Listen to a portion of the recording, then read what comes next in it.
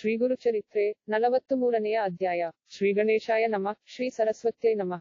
ಶ್ರೀ ಗುರುಭ್ಯೋ ನಮಃ. ಶ್ರೀ ಗುರುವು ಸಾಯಂದೇವ ಮಹಿಮೋಪೇತವಾದ ಅನಂತವ್ರತ ವಿಧಾನವನ್ನು ಕೇಳು. ಹಿಂದೆ ಕಪಟದ್ಯೂತದಲ್ಲಿ ಕೌರವರು ಪಾಂಡುಪುತ್ರರ ರಾಜ್ಯವನ್ನು ಅಪಹರಿಸಿದರಲ್ಲವೇ. ರಾಜ್ಯಬಹಿಷ್ಕೃತನಾದ ಯುಧಿಷ್ಠಿರ 12 ವರ್ಷ ಕಾಡಿನಲ್ಲಿದ್ದನು. ಘೋರಾರಣ್ಯದಲ್ಲಿ ವಾಸಿಸುತ್ತಾ ಧರ್ಮರಾಜನು ಸೋದರರೊಡನೆ ಯಾವಾಗಲೂ ಶ್ರೀಹರಿಯ ಧ್ಯಾನವನ್ನು ಮಾಡುತ್ತಿದ್ದನು. ಪಾಂಡವರು ಕಾಡಿನಲ್ಲಿ ಬಹಳ ಕಷ್ಟಪಡುತ್ತಿದ್ದರು. ಆ ಪಾಂಡವರ ಸರ್ವಸ್ವವನ್ನು ಅಪಹರಿಸಲು ದುರ್ಯೋಧನನು ದೂರ್ವಾಸ ಮುನಿಯನ್ನು ಕಳುಹಿಸಿದನು. ಪಾಂಡವರ ಸಹಾಯಕನಾದ ಹೃಷಿಕೇಶನು ಪಾಂಡವರನ್ನು ರಕ್ಷಿಸಿದನು. ಅವರ ಕಷ್ಟಗಳನ್ನು ತಿಳಿದ ಶ್ರೀಕೃಷ್ಣ ಅವರಿದ್ದ ಸ್ಥಳಕ್ಕೆ ಸ್ವಯಂ ಬಂದನು. ಧರ್ಮರಾಜನು ಶ್ರೀಕೃಷ್ಣನನ್ನು ಸಮೀಪಿಸಿ ಶ್ರೀಕೃಷ್ಣನ ದರ್ಶನದಿಂದ ತಾನು ಪವಿತ್ರನಾದೆನೆಂದು ತಿಳಿದು ಅವನನ್ನು ಭಕ್ತಿಯಿಂದ ಪೂಜಿಸಿ ಈ ವಿಧದಲ್ಲಿ ಸ್ತುತಿಸಿದನು. ನಾರಾಯಣ ಅನಂತ ಭಕ್ತವತ್ಸಲ ಹೃಷಿಕೇಶ ಜಯವಾಗಲಿ. ಭವಸಾಗರ ತಾರಕ ಜಯವಾಗಲಿ. ಕ್ಷೀರಸಮುದ್ರ ನಿವಾಸ ಲಕ್ಷ್ಮೀಶ ಶ್ರೀಪತೆ ಜಯವಾಗಲಿ. ಪರಮಾತ್ಮ ನೀನೇ ಪರಂಜ್ಯೋತಿಯಾದ ತ್ರಿಮೂರ್ತಿಯು. ವಿಶ್ವವನ್ನು ನೀನೇ ಸೃಷ್ಟಿಸುತ್ತಿದ್ದೀಯೆ, ನೀನೇ ರಕ್ಷಿಸುತ್ತಿದ್ದೀಯೆ, ನೀನೇ ಲಯ ಮಾಡುತ್ತಿದ್ದೀಯೆ. ವಿಶ್ವಕ್ಕೆಲ್ಲ ನೀನೇ ಜೀವವಾಗಿ ಸರ್ವವನ್ನೂ ಸದಾ ರಕ್ಷಿಸುತ್ತಿದ್ದೀಯೆ. ಪಾಂಡವರು ನನ್ನ ಪ್ರಾಣವೆಂದು ಎಲ್ಲರಿಗೂ ಪ್ರಕಟ ಮಾಡಿ ನಮ್ಮನ್ನು ಕಾಡಿನಲ್ಲಿ ಇಟ್ಟು ಇಂತಹ ಕಷ್ಟಗಳನ್ನು ಏಕೆ ಉಂಟು ಮಾಡಿದ್ದೀಯೆ. ನಿನ್ನನ್ನು ಬಿಟ್ಟು ನಾವು ಯಾರಿಗೆ ಹೇಗೆ ಹೇಳಿಕೊಳ್ಳಬೇಕೋ ಅದನ್ನು ನಮಗೆ ಹೇಳು ಎಂದು ಧರ್ಮರಾಜನು ಹೇಳುತ್ತಿರಲು ಭೀಮಸೇನನು ಬಂದು ಶ್ರೀಹರಿಯ ಪಾದಗಳನ್ನು ಹಿಡಿದು, ಹೇ ಪ್ರಭು, ಭಕ್ತರಾದ ನಮ್ಮನ್ನು ಉಪೇಕ್ಷಿಸುತ್ತಿರುವುದೇತಕ್ಕೆ ಎಂದನು. ಧನಂಜಯನು ಕೂಡ ಅಲ್ಲಿಗೆ ಬಂದು ಶ್ರೀಹರಿಯ ಪಾದಗಳಲ್ಲಿ ಶಿರಸ್ಸಿಟ್ಟು, ಹೇ ಮುರವೈರಿ ಕೃಪಾನಿಧಿ ಶ್ರೀಕೃಷ್ಣ, ನಮ್ಮಲ್ಲಿ ನಿನಗೆ ದಯಾ ದೃಷ್ಟಿ ಇದ್ದರೆ ನಮಗೆ ಈ ವನವಾಸವೇ ಮೊದಲಾದ ಶ್ರಮ ಯಾತಕ್ಕೆ ಉಂಟಾಗುತ್ತಿದೆ. ಕುಂತಿಪುತ್ರರು ನನ್ನ ಪ್ರಾಣಪ್ರಿಯರು ಎಂದ ನಿನ್ನ ಮಾತನ್ನು ಸತ್ಯ ಮಾಡು. ನಮ್ಮ ಕಷ್ಟಗಳನ್ನು ಹೋಗಲಾಡಿಸು ಎಂದು ಬಿನ್ನವಿಸಿಕೊಂಡನು. ನಂತರ ನಕುಲ ಸಹದೇವರು ಬಂದು ಪ್ರಣಾಮ ಮಾಡಿದರು. ದ್ರೌಪದಿ ಸಹಿತರಾದ ಪಂಚಪಾಂಡವರು ಹೀಗೆ ನಮಸ್ಕಾರಗಳನ್ನು ಅರ್ಪಿಸಿ, ಹೇ ಪ್ರಭು, ನಮ್ಮಲ್ಲಿ ಪಕ್ಷಪಾತವಿರುವವನೇ, ನಮ್ಮನ್ನು ಕಾಡಿನಲ್ಲಿ ಏಕೆ ನಿಲ್ಲಿಸಿದ್ದೀಯೆ. ಈಗ ನಮ್ಮ ಕರ್ತವ್ಯವೇನು ಎಂಬುದನ್ನು ಹೇಳು. ಸಾಮ್ರಾಜ್ಯವನ್ನು ಮತ್ತೆ ಪಡೆಯಲು ಏನು ಮಾಡಬೇಕು. ಹೇ ಋಷಿಕೇಶ ಹೇಳು ಎಂದು ಪ್ರಾರ್ಥಿಸಿದ ಪಾಂಡವರಿಗೆ ಆರ್ದ್ರಹೃದಯನಾದ ಶ್ರೀಕೃಷ್ಣನು ಹೀಗೆ ಬೋಧಿಸಿದನು. ನಿಮಗೆ ಒಂದು ವ್ರತವನ್ನು ಹೇಳುತ್ತೇನೆ. ಅದರ ಅನುಗ್ರಹದಿಂದ ನಿಮಗೆ ರಾಜ್ಯ ಪ್ರಾಪ್ತಿಯಾಗುವುದು. ಅದು ಅನಂತ ವ್ರತವು. ವ್ರತಗಳಲ್ಲೆಲ್ಲ ಅದು ಉತ್ತಮವು. ಅದನ್ನು ಆಚರಿಸುವುದರಿಂದ ಶೀಘ್ರವಾಗಿ ರಾಜ್ಯವು ಪ್ರಾಪ್ತಿಯಾಗುವುದು. ಅನಂತನಾದ ನಾನು ಒಬ್ಬನೇ ಎಲ್ಲೆಲ್ಲೂ ಸದಾ ಸಂಪೂರ್ಣನಾಗಿ ಇದ್ದೇನೆ. ಹಗಲು ರಾತ್ರಿಗಳಲ್ಲಿ, ಪಕ್ಷಗಳಲ್ಲಿ, ಮಾಸಗಳಲ್ಲಿ, ಅಯನಗಳಲ್ಲಿ, ಸಂವತ್ಸರಗಳಲ್ಲಿ, ಯುಗಗಳಲ್ಲಿ, ಕಲ್ಪಗಳಲ್ಲಿ ನಾನೇ ವ್ಯಾಪಿಸಿದ್ದೇನೆ. ಭೂತ, ಭವಿಷ್ಯತ್, ವರ್ತಮಾನಗಳೆಲ್ಲವೂ ನಾರಾಯಣನಾದ ನನ್ನ ಸ್ವರೂಪಗಳೇ. ದುಷ್ಟ ಸಂಹಾರಕ್ಕೆಂದು, ಸಾಧು ರಕ್ಷಣೆಗಾಗಿ ನಾನು ಯದು ವಂಶದಲ್ಲಿ ಜನಿಸಿದ್ದೇನೆ. ಧರ್ಮರಾಜ ಆ ವಾಸುದೇವನು ಅನಂತನು ನಾನೇ. ಬ್ರಹ್ಮ ವಿಷ್ಣು ಮಹೇಶ್ವರರು ಎಂಬ ತ್ರಿಮೂರ್ತಿಯು ನಾನೇ. ರಾಶಿಗಳು, ಗ್ರಹಗಳು, ಚತುರ್ದಶ ಭುವನಗಳು, ಅಷ್ಟವಸುಗಳು, ದ್ವಾದಶಾದಿತ್ಯರು, ಏಕಾದಶ ರುದ್ರರು, ಸಪ್ತಸಮುದ್ರಗಳು, ಸಪ್ತಪಾತಾಳಗಳು, ಪರ್ವತಗಳು ನಾನೇ. ತೃಣ, ವೃಕ್ಷ, ಲತೆ, ಪೊದೆಗಳು, ನಕ್ಷತ್ರಗಳು, ಆಕಾಶವು, ದಿಕ್ಕವಿದಿಕ್ಕುಗಳು ನಾನೇ ಆಗಿ ಸಮಸ್ತವನ್ನೂ ವ್ಯಾಪಿಸಿ ಜನರಹಿತನಾಗಿ ಭರಿಸುತ್ತಿದ್ದೇನೆ. ಪಾತಾಳಗಳು, ಭೂಲೋಕ, ಅಣುವೆ ಮುಂತಾದುವು ನಾನೇ.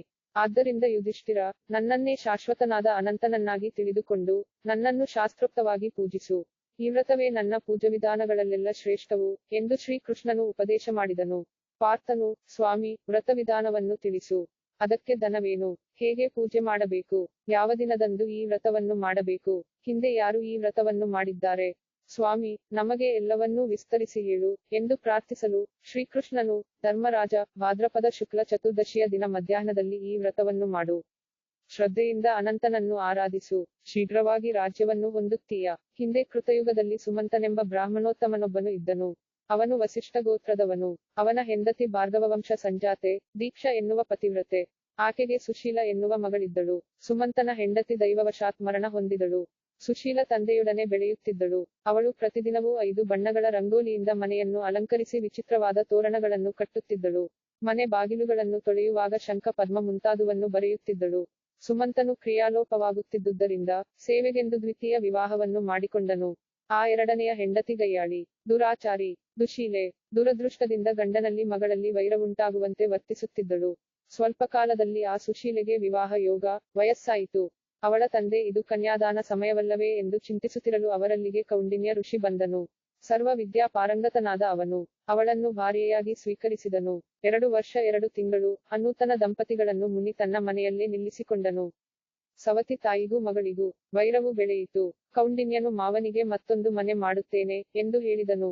ಈ ನನ್ನ ಹೆಂಡತಿ ಕಲಹಕಾರಿಣಿ. ಎಂದಿದ್ದರೂ ಇವರಿಬ್ಬರೂ ನನ್ನಿಂದ ದೂರವಾಗುವವರೇ. ಹೆಂಡತಿ ಶಾಂತಳಾಗಿಲ್ಲದ ಮನೆಯು ಕಾಡೆ. ಮಗಳು ಇಲ್ಲೇ ಇದ್ದರೆ ಅಳಿಯನ ದರ್ಶನ, ಸಂತೋಷಗಳು ಲಭಿಸುತ್ತವೆ ಎಂದು ದುಃಖದಿಂದ ಯೋಚಿಸುತ್ತಿದ್ದ ಸುಮಂತನನ್ನು ಕೌಂಡಿನ್ಯನು, ಇಬ್ಬರು ತಾಪಸಿಗಳು ಒಂದೇ ಕಡೆಯಲ್ಲಿ ಇರಬಾರದು. ಅದರಿಂದ ಇಬ್ಬರ ಯೋಗಾಭ್ಯಾಸಕ್ಕೂ ಹಾನಿಯಾಗುವುದು.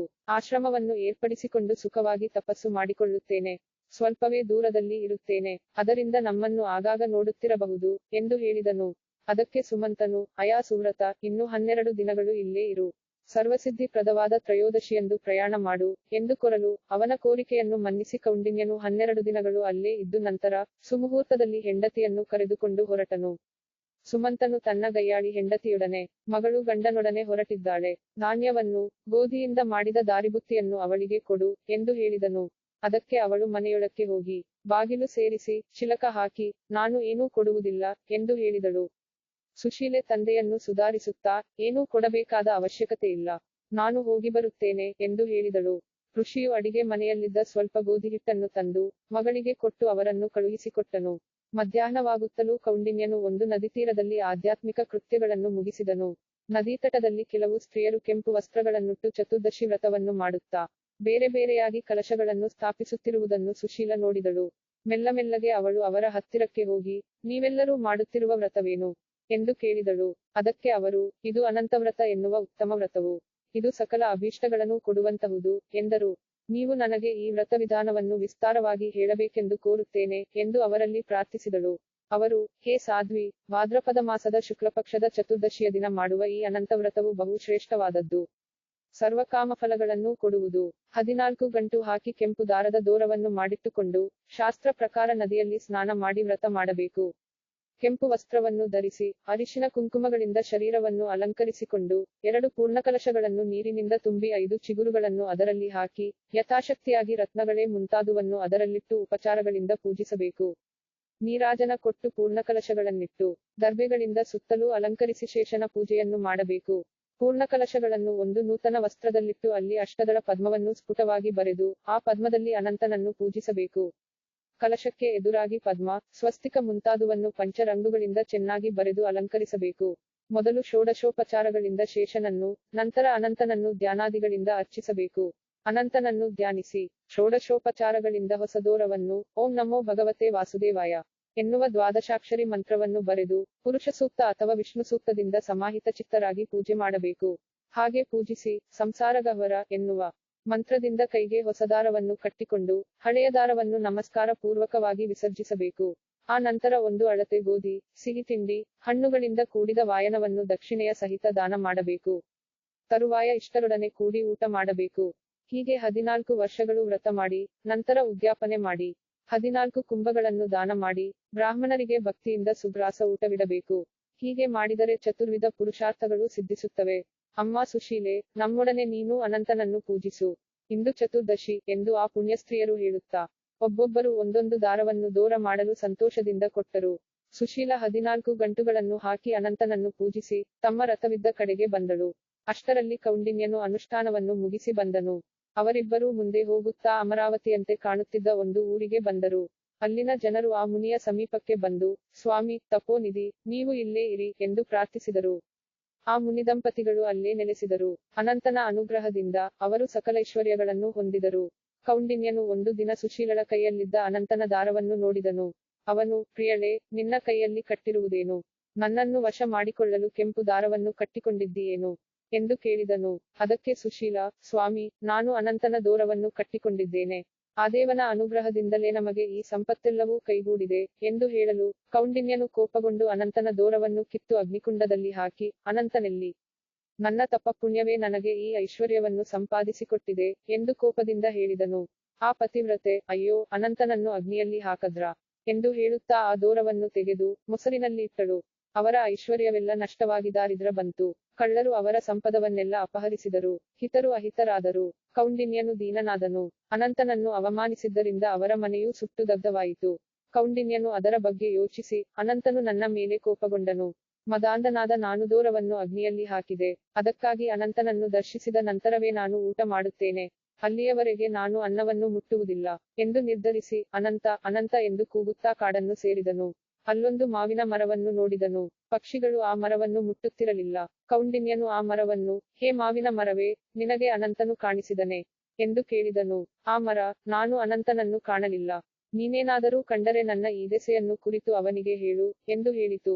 ಅವನು ಮುಂದಕ್ಕೆ ಹೋಗುತ್ತಾ, ಹುಲ್ಲುಗಾವಲೊಂದರಲ್ಲಿ ಕರುವಿನ ಜೊತೆಯಿದ ಹಸುವನ್ನು ಕಂಡನು. ಆ ಹಸುವು ಹುಲ್ಲು ಮೇಯುತ್ತಿರಲಿಲ್ಲ. ಆ ಹಸುವನ್ನು, ಅಮ್ಮ ಹಸುವೇ, ನೀನು ಅನಂತನನ್ನು ನೋಡಿದರೆ ನನ್ನಲ್ಲಿ ದಯೆ ತೋರಿ ಹೇಳು ಎಂದು ಕೇಳಿದನು. ಆ ಹಸುವು, ಅಯಾ ಬ್ರಾಹ್ಮಣ, ನಾನು ಅನಂತನನ್ನು ನೋಡಲಿಲ್ಲ. ನೀನು ನೋಡಿದರೆ ಅನಂತನಿಗೆ ನನ್ನ ಈ ದೆಸೆಯನ್ನು ತಿಳಿಸು ಎಂದು ಹೇಳಿತು.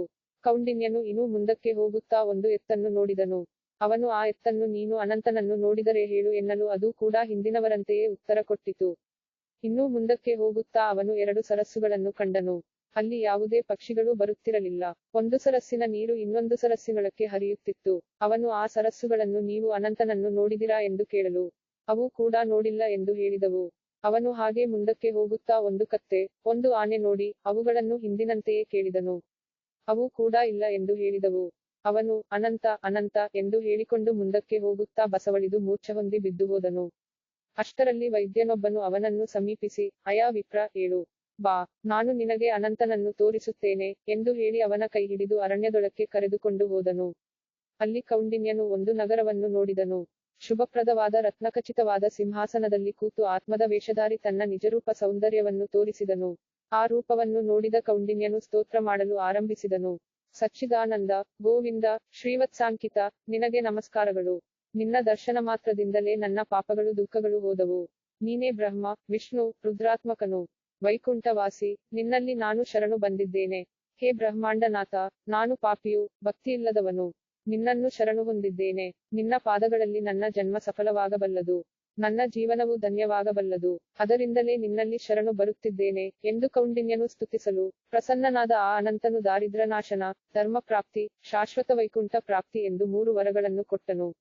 ಅಯ್ಯ ಯುಧಿಷ್ಠಿರ, ಕೌಂಡಿನ್ಯನು ಆಗ ತಾನು ಮಾರ್ಗ ಮಧ್ಯದಲ್ಲಿ ಕಂಡ ವಿಚಿತ್ರಗಳನ್ನು ಕುರಿತು ಹೇಳಿ, ಅದರ ವಿಷಯವೇನು ಎಂಬುದನ್ನು ವಿಸ್ತರಿಸಿ ಹೇಳಬೇಕೆಂದು ಪ್ರಾರ್ಥಿಸಿದನು.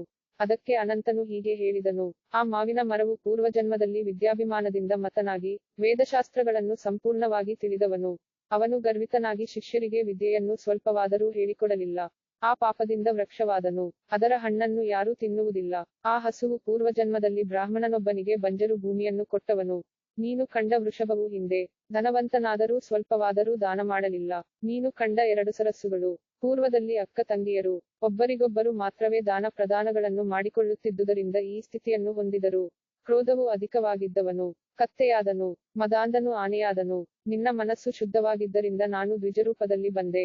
ನೀನು ನೋಡಿದವರೆಲ್ಲರಿಗೂ ನನ್ನಿಂದ ಪಾಪಮೋಕ್ಷವು ಪ್ರಸಾದಿಸಲ್ಪಟ್ಟಿತು. ಅಯ್ಯ ಮುನಿಯೇ, ನೀನು ನಕ್ಷತ್ರಮಂಡಲದಲ್ಲಿ ಪುನರ್ವಸು ಆಗಿ ನೆಲೆಸು ಎಂದು ಹೇಳಿ ಅನಂತನು ಕೌಂಡಿನ್ಯನಿಗೆ ವರ ಪ್ರಸಾದಿಸಿದನು. ಹೇ ಪಾಂಡವ, ನೀನು ಆ ವ್ರತವನ್ನು ಮಾಡು ಎಂದು ಶ್ರೀಕೃಷ್ಣನು ಧರ್ಮರಾಜನಿಗೆ ಉಪದೇಶಿಸಿದನು. ಧರ್ಮರಾಜನು ಆ ವ್ರತವನ್ನು ಮಾಡಿ ಶತ್ರುಗಳನ್ನು ಸಂಹರಿಸಿ ಕಳೆದುಕೊಂಡಿದ್ದ ರಾಜ್ಯವನ್ನು ಹೊಂದಬಲ್ಲವನಾದನು. ನಿನ್ನ ಜ್ಯೇಷ್ಠಪುತ್ರನಾದ ನಾಗನಾಥನಿಗೆ ಈ ವ್ರತವನ್ನು ಉಪದೇಶ ಮಾಡು. ನೀನು ಕೌಂಡಿನ್ಯನ ಗೋತ್ರದಲ್ಲಿ ಹುಟ್ಟಿದವನು. ಕೌಂಡಿನ್ಯನು ಮಾಡಿದ ಈ ವ್ರತವನ್ನು, ಸಾಯಂದೇವ, ನೀನು ಆಚರಿಸು ಎಂದು ಶ್ರೀಗುರುವು ಆಜ್ಞೆ ಮಾಡಲು, ಸಾಯಂದೇವನು ಆ ವ್ರತವನ್ನು ಆಚರಿಸಿ ಶ್ರೀಗುರುವನ್ನು ಪೂಜಿಸಿದನು. ಶ್ರೀಗುರುವಿಗೆ ಗೀತವಾದ್ಯಗಳನ್ನು ಕೇಳಿಸಿ ಭಕ್ತಿಯಿಂದ ನೀರಾಜನವನ್ನು ಕೊಟ್ಟನು. ನಂತರದಲ್ಲಿ ಶ್ರೀಗುರುವಿಗೂ ಬ್ರಾಹ್ಮಣರಿಗೂ ಅವನು ಭೋಜನವಿಟ್ಟನು. ಹೀಗೆ ಶ್ರೀಗುರುವನ್ನು ಆರಾಧಿಸಿ ಸಂತೋಷಗೊಂಡ ಸಾಯಂದೇವನು ಶ್ರೀಗುರುವು ಹೋಗಿ ಬಾ ಎಂದು ಆಜ್ಞೆ ಕೊಡಲು ತನ್ನ ಕುಟುಂಬದವರೊಡನೆ ಸ್ವಗ್ರಾಮವನ್ನು ಸೇರಿಕೊಂಡನು. ಭಾರ್ಯಾಪುತ್ರರನ್ನು ಗೃಹದಲ್ಲಿ ನಿಲ್ಲಿಸಿ ಸಾಯಂದೇವನು ಮತ್ತೆ ಶ್ರೀಗುರುವನ್ನು ಸೇವಿಸಲು ಹಿಂತಿರುಗಿ ಬಂದನು. ಅಯಾನಾಮಧಾರಕ, ಈ ವಿಧದಲ್ಲಿ ನಿಮ್ಮ ವಂಶದ ಪೂರ್ವಿಕನಾದ ಸಾಯಂದೇವನು ಮಾಡಿದ ಪೂಜಾದಿಗಳಿಂದ ಭಗವಂತನು ಅವನಿಗೆ ಪ್ರಸನ್ನನಾದನು. ಇದು ನಿನ್ನ ಪೂರ್ವಿಕರು ಅರ್ಜಿಸಿದ ಪರಮದಿವ್ಯವಾದ ನಿಧಿ. ಆ ನಿಧಿಯೇ ಶ್ರೀ ನೃಸಿಂಹ ಸರಸ್ವತಿ. ಗಂಗಾಧರ ತನಯನು ವಿನಯದಿಂದ ಶ್ರೀಗುರುವಿನ ಸಮೀಪದಲ್ಲಿದ್ದುಕೊಂಡು ಶೋತೃಗಳಿಗೆ ಈ ಚರಿತ್ರೆಯನ್ನು ಹೇಳಿದನು. ಇದನ್ನು ಶ್ರದ್ಧೆಯಿಂದ ಕೇಳಿದ ಮನುಷ್ಯನು ಅಭೀಷ್ಟ ಸಿದ್ಧಿಯನ್ನು ಹೊಂದಬಲ್ಲನು. ಅವನಿಗೆ ಪುನರ್ಜನ್ಮವಿರುವುದಿಲ್ಲ. ಇಲ್ಲಿಗೆ 43ನೆಯ ಅಧ್ಯಾಯ ಮುಗಿಯಿತು.